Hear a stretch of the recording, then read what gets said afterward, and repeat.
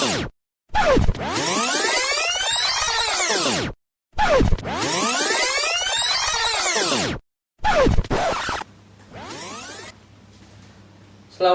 warahmatullahi wabarakatuh. Saya Ferry Sandi Bahtiar, peserta Latsar Angkatan 66 tahun 2021.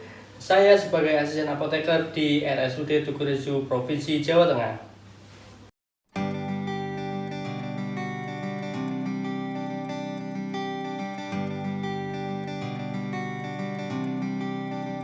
Dalam kegiatan Latsar kali ini, saya mengangkat isu kurangnya pengetahuan pasien dan keluarga pasien RSUD Tugurejo tentang tata kelola obat di rumah. Sehingga gagasan ide yang saya angkat adalah meningkatkan pengetahuan pasien dan keluarga pasien RSUD Tugurejo tentang tata kelola obat di rumah. Adapun dalam melaksanakannya dibagi dalam 5 kegiatan berikut. Kegiatan pertama, mengumpulkan data pasien dan keluarga pasien tentang pengetahuan tata kelola obat di rumah. Tahap pertama yaitu konsultasi dengan atasan dan mentor hingga mendapat masukan dan persetujuan. Tahap kedua yaitu menentukan kuesioner yang akan digunakan. Kemudian pada tahap ketiga yaitu pengambilan sampel kepada pasien dan keluarga pasien RSUD Tugurejo menggunakan kuesioner yang telah ditentukan. Tahap keempat yaitu identifikasi hasil data pengisian kuesioner hingga mendapatkan hasil data yang diinginkan. Kegiatan kedua. Pada tahap kedua, konsultasi dengan mentor mengenai desain leaflet dan banner yang akan digunakan. Tahap selanjutnya yaitu membuat desain banner penggunaan obat yang berjudul Dagu Sibu. Kemudian pada tahap ketiga membuat desain leaflet informasi tata kelola obat di rumah. Kegiatan ketiga. Pada tahap pertama yaitu konsultasi dengan mentor mengenai satuan acara penyuluhan dan kegiatan penyuluhan. Tahap kedua yaitu membuat rancangan satuan acara penyuluhan yang sistematis. Tahap ketiga yaitu berkoordinasi dengan kepala ruang dan koordinator ruang. Pada tahap keempat yaitu membagikan kuesioner pretest pada pasien dan keluarga pasien. Dan pada tahap kelima melakukan kegiatan penyuluhan tentang tata kelola obat di rumah. Dan pada tahap selanjutnya yaitu membagikan kuesioner untuk dilakukan post-test untuk alat evaluasi. Dan pada tahap terakhir yaitu membagikan leaflet kepada pasien dan keluarga pasien untuk menyambung informasi yang telah disampaikan. Kegiatan keempat. Tahap pertama yaitu menilai hasil post-test penyuluhan dengan tanggung jawab dan jujur. Kemudian menilai hasil post-test dengan rasa tanggung jawab dan jujur. Kemudian pada tahap selanjutnya yaitu berkonsultasi dengan mentor mengenai draft laporan yang akan digunakan. Dan pada tahap terakhir yaitu mengisi draft laporan yang telah ditentukan dengan rasa tanggung jawab dan disiplin. Kegiatan kelima. Tahap pertama yaitu berkonsultasi dengan mentor mengenai konsep video yang akan digunakan. Setelah berkonsultasi, kami memulai pembuatan video edukasi dengan modal kreativitas yang dimiliki. Terakhir yaitu proses finalisasi video sehingga bisa dipublikasikan di media sosial. Berikut cuplikan video edukasi tata kelola obat di rumah.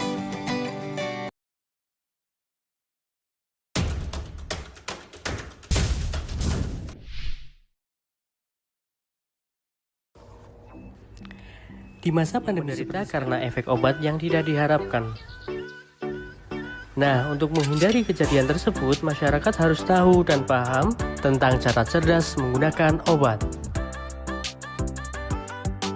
Berdasarkan namanya, obat dapat dibedakan menjadi dua, yaitu obat paten dan obat generik. Pabrik lain disebut obat kopi atau obat generik. Obat generik dapat dibeli di apotek, puskesmas, klinik, dan rumah sakit. Masyarakat harus cermat dan hati-hati. Jangan membeli dan menggunakan obat ini sembarangan. Pasien memiliki alergi terhadap obat. 3. Pastikan untuk mengetahui apakah pasien dalam keadaan hamil atau berencana hamil, karena beberapa obat dapat mempengaruhi janin dan berakibat cacat pada bayi. Penggunaan obat secara tepat akan membuatmu sehat dan selamat. Menggunakan obat tidak boleh sembarangan. Mari kita cermati informasi apa saja yang dapat kita peroleh dari keterangan yang ada pada kemasan atau label yang dibutuhkan untuk mencapai efek pengobatan, bergantung pada jenis penyakit, usia, dan berat badan pasien. Waktu tersendiri loh. Hal itu bertujuan agar kadar obat di dalam tubuh tetap dalam kondisi yang sesuai untuk pengobatan atau terapi obat. Lain hal nih dengan pengertian lama pemakaian obat. Lama pemakaian obat adalah waktu yang hanya untuk infeksi bakteri.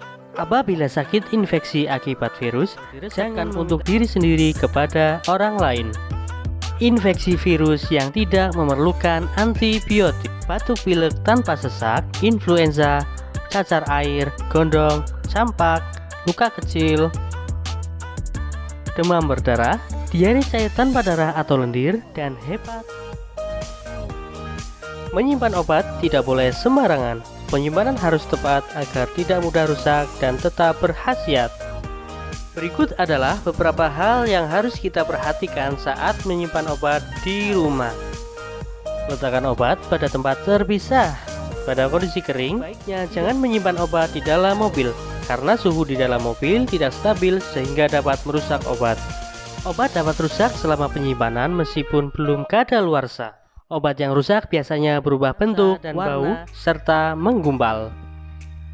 Untuk obat sirup atau cair, jangan disimpan dalam lemari pendingin, tetapi disimpan dalam suhu kamar. Perhatikan petunjuk penyimpanan. Obat sudah rusak atau sudah lewat masa kadaluarsa harus dibuang. Pisahkan isi obat dari kemasan. Kemasan baik kardus, blister, strip, atau tanah sebelum dibuang ke tempat sampah. Atau buang ke saluran pembuangan air dengan cara diencerkan. Hancurkan terlebih dahulu obat tablet, kapsul dikeluarkan isinya, masukkan ke dalam plastik, campur dengan air atau tanah sebelum dibuang ke tempat sampah.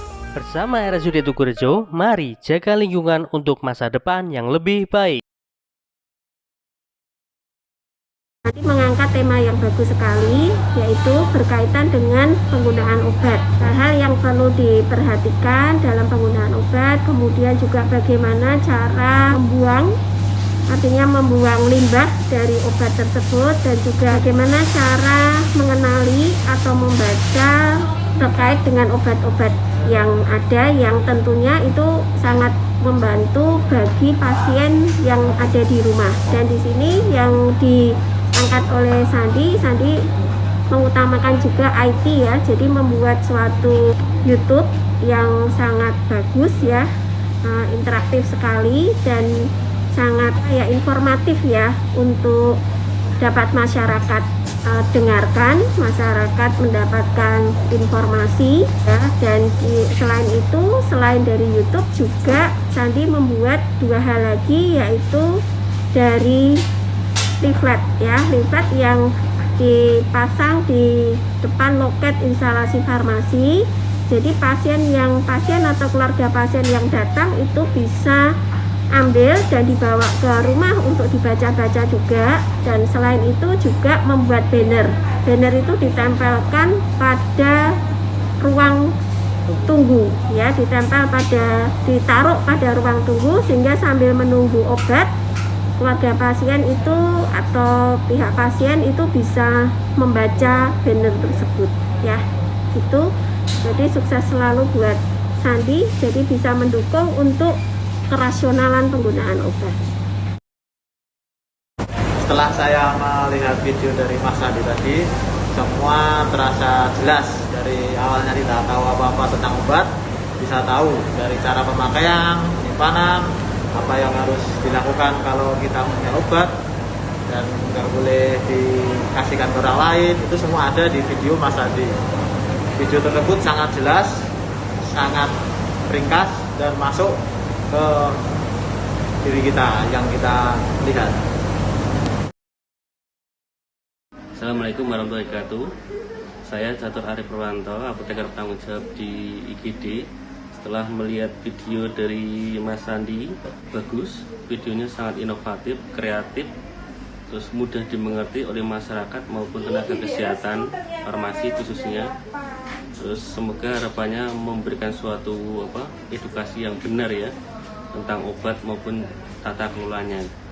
Semoga bisa membuat lagi hal yang baru yang bisa bermanfaat bagi masyarakat. Terima kasih, sekian, salam sukses. Menurut saya ini sangat membantu untuk edukasi masyarakat, karena banyak kali sering kita jumpai warga itu istilahnya beli obat itu juga sembarangan, terus nanti ada sisa, nyimpannya juga dia ndak kasih tempat tersendiri, terus nanti kalau expired ya sudah kadaluarsanya habis, juga nggak tahu cara membuangnya bagaimana. Mudah-mudahan dengan adanya video ini sangat membantu semua masyarakat. Terima kasih. Demikian paparan dari saya, atas perhatiannya saya ucapkan terima kasih.